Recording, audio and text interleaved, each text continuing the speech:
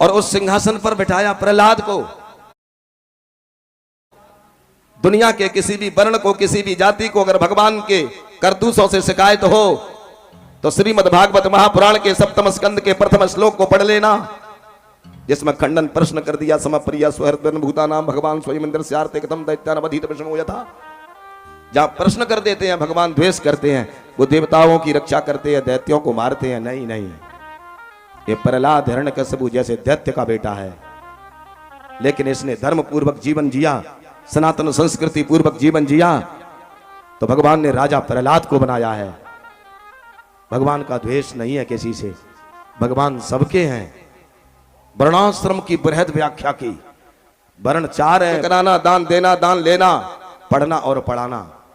सबसे प्रथम कार्य यज्ञ करना, यज्ञ कराना। और ये बात जब आती है तो मुझे पूज्य महाराज श्री का स्मरण जरूर होता है। ये जब अपने आश्रम पर भी रहते हैं, वहां पर भी यज्ञ करते हैं, स्वयं यज्ञ करते हैं, और समाज के कल्याण के लिए हनुमान गढ़ में भी आकर के यज्ञ करते हैं।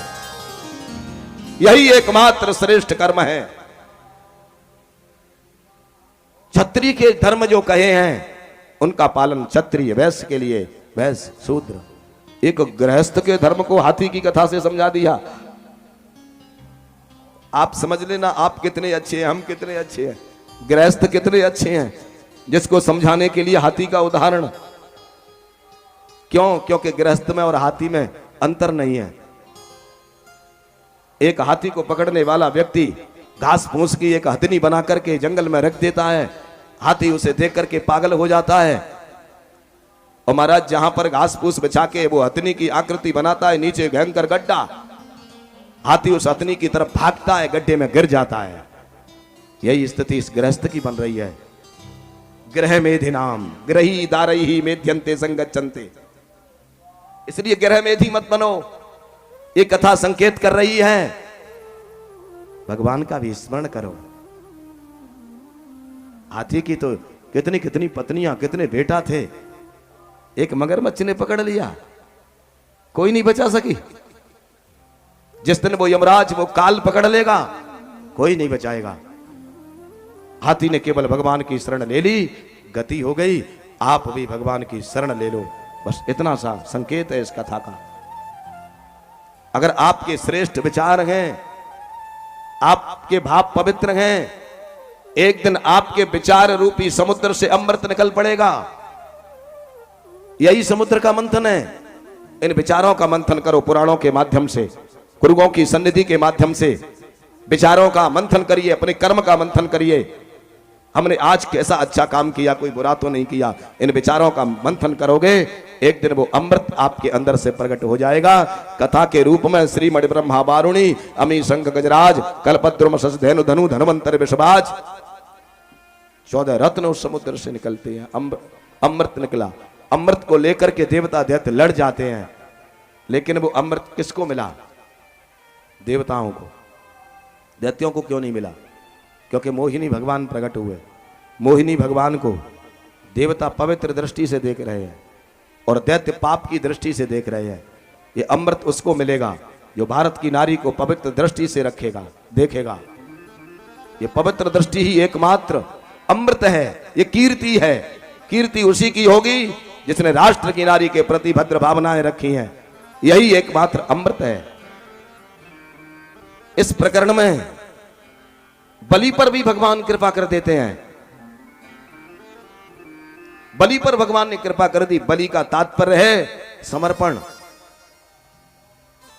जीवन में समर्पण कर दो।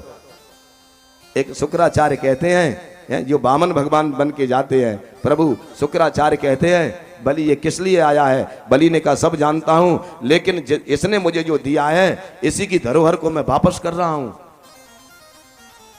अंत में संकल्प कर देता है, डरता नहीं है। और उसने बताया कि हाँ मैं डरता हूं, लेकिन ना हम विभे में निरयान। हे गुरुदेव मुझे नरक का भय नहीं है, राज्य नष्ट हो जाए इसका भय नहीं है। यथा विप्र प्रलंबनात्, मुझे एक ब्राह्मण को वचन दे करके धोखा देने से जो डर लगता है वो मुझे किसी से नहीं लगता। ये बलि का वचन, ऐसे वचन को धारण करने वाले बलि को कृतार्थ किया भगवान ने। सुतल लोक में स्थापित कर देते हैं। और इसी भगवान श्री कृष्ण तक पहुंचने की यात्रा में सूर्यवंशी राजा बहुत मिलते हैं। सरयाती राजा अपनी बेटी को, रानियों को लेकर के च्यवन के आश्रम पर चले गए। जाना चाहिए आश्रम पर, अच्छी बात है, लेकिन बेटी को भी साथ में लेके गए हैं राजा। राजा तो रानियों के साथ सरोवर में स्नान कर रहे हैं, लेकिन बेटी जाकर के महात्मा की आंख फोड़ देती है, जो ज्योति निकल रही है। देवी भागवत में तो और बहुत बड़ी कथा है। इसका मतलब क्या है? बेटियों पर ध्यान दो, केवल नहाने में मत लगे रहो, बेटियों पर ध्यान दो, क्योंकि ये बेटी एक दिन मां बनेगी। ये बेटी एक दिन मां बन करके किसी ध्रुव और प्रहलाद को पैदा करेगी। ये तुम्हारी सबसे बड़ी धरोहर है, संभाल के रखो। अंत में सुकन्या अपने प्रायश्चित के लिए, मेरे द्वारा एक महात्मा की आंख फोड़ी गई है, इस प्रायश्चित को मैं पत्नी बन करके करूंगी, साध्वी बन करके करूंगी।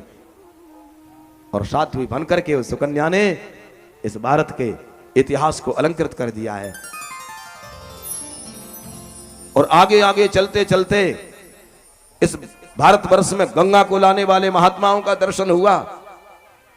बाहुक के पुत्र सगर, सगर के 60,000 पुत्र, लेकिन 60,000 में से एक भी काम नहीं आया, एक भी किसी काम का नहीं निकला, सबके सब व्यर्थ। लेकिन हां, केसनी का जो पुत्र है असमंजस, उसका बेटा अंशुमान, उसको पता लगा मेरे पूर्वज एक ब्राह्मण के श्राप के कारण जल करके राख का ढेर बन गए हैं।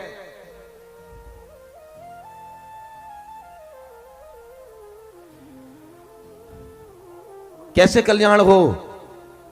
तब महात्मा कपिल की अनुमति से अंशुमाश्च तपस्ते पे गंगा नयन काम्या, अंशुमान ने हजारों वर्षों तक तपस्या करी, मर गए। अंशुमान के बेटा दिलीप ने हजारों वर्षों तक तपस्या करी, वो भी मर गए। दिलीप के बेटा भगीरथ हुए, इन्होंने भी हजारों वर्षों तक तपस्या करी। तब कहीं वो गंगा आई, महादेव की जटा से निकलती हुई, जन्नू महात्मा का आशीर्वाद लेकर के सगर के 60,000 पुत्रों को अमर कर दिया, कल्याण कर दिया। और उसी वंश में कटवांगा दीर्घबाहुश्च तस्मात् परतुस्रवा अजस्ततो महाराज तस्मात् दशरथो भवत्। उसी यात्रा में भगवान श्री कृष्ण के पास पहुंचते पहुंचते मार्ग में हमें एक ऐसे भगवान मिल गए, श्री राम। श्री कृष्ण के अवतार से पहले राम की कथा प्रकाश कल मैं डालूंगा, लेकिन केवल इतना समझ लो, कृष्ण के पास पहुंचने के लिए राम के पास पहुंचो। कृष्ण के चरित्र को जानने से पहले राम को जानो। राम के जीवन का सिद्धांत क्या है?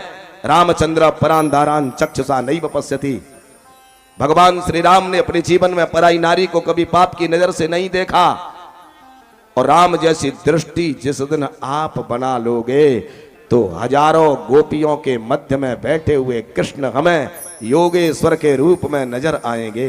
बोली श्री रामचंद्र भगवान की जय। और राम जैसी पवित्र दृष्टि नहीं है तो भैया के बगल में बैठी हुई बहन को भी हम दोष या दोषारोपण कर देंगे।